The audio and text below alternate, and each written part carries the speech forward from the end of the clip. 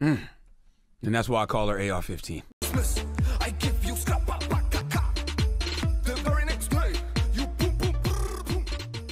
Joining me now, CNN political commentators Matt Lewis, Steve Cortez, Angela Rye, and Maria Cardona.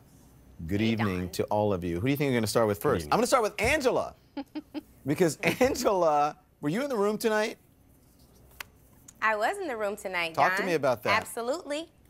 Well, I think it's more important to talk to you about what I saw in the field. I've been campaigning for Andrew for the last 3 days here in Florida. We were in Miami, we were in Gainesville, we were in Orlando last week, and in Gainesville, and of course Jacksonville, and then Tallahassee today and yesterday. And the energy has been electrifying. I cannot even tell you how I felt like this was a done deal. Yesterday, we were driving up to Florida A&M's campus yesterday. And when we got to the campus, Don, I looked to my left and there was a rainbow in the sky, and I was like, it is written. It is over. And it was just this incredible feeling, like the energy of these students, knowing that they're going to go and support one of their fellow alums, knowing that there's someone who looks like them, who represents their interests, who everyone counted out because he didn't raise the same amount of money, who everyone counted out because of his age, who everyone counted out because he was not the person whose turn it was supposed to be. But you know what? It was his time, and that's what we told the students at Florida A&M yesterday. We told constituents all over this state that same message, and they agreed with us, Don. And it is an incredible feeling because you know I was ready to give up after 2016. But I have all my hope back, and I am so, so grateful to the people of Florida for restoring my faith in the process. So let me ask Steve, because I see you're sitting there, and it's funny when she said it is written and she saw the rainbow. I mean, you know, we can all relate to that. I had one of our political analysts on earlier, Harry Inton, and he said Democrats got the candidate they wanted, Republicans got the candidate they wanted. So what does this mean? What does this mean to you, Steve?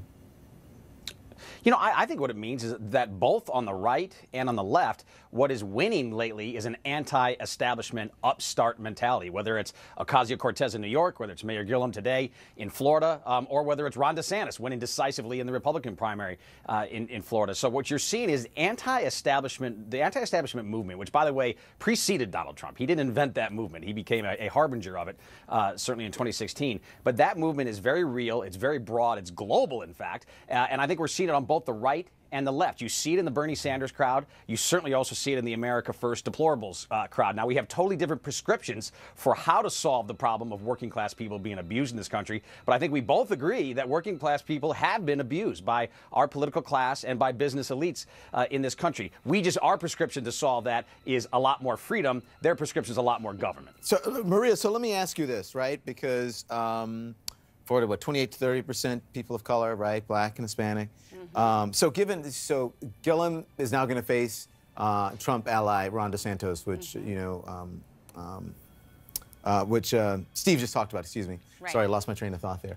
So in the general election for governor, there couldn't be two more different candidates in ideology. So what is Florida looking for, Maria? You think?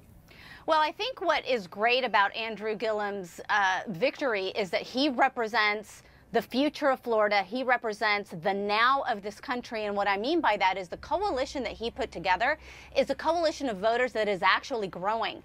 You have young people, you have Latinos, you have African Americans, you have women, you have LGBT, you have working class voters, you have middle class voters, you have independents, disenfranchised Republicans. He spoke to so many people who have believed for a really long time now that the system is not working for them. So in that, I agree with Steve. The problem is that Ron DeSantis now represents the actual system that has not been working for so many people since Donald Trump became president. And what Donald Trump has done is, I think he has definitely made it so that a Republican who does not have his blessing cannot make it out of the primary. But in a state like Florida, as diverse as it is, with Donald Trump's stench of bigotry and racism, with so many diverse communities in that state, I think it's going to be very difficult for somebody like Ron DeSantis to actually win the gubernatorial in November. She set you up perfectly, Matt. Hold on. Let me get Matt in, and then you can respond. So Matt, because I don't want to get sidetracked here, but listen, one thing the president appears to be good at is picking winners in GOP primaries. Was that the case this evening? Well, certainly in Florida it was. He You know, what did Adam Putnam ever do to Donald Trump? I don't know. This is a guy who was seen as a rising star. At one point, I think he was like Dennis Hastert's, you know, kind of, you know, not heir apparent, but, you know, protege. He had all sorts of credibility, credentials at a young age, and you know, being elected statewide in Florida. And he wasn't attacking Donald Trump. He wasn't running against Donald Trump, but he got out-Trumped by DeSantis. And if you saw that ad that DeSantis ran, one of those kids?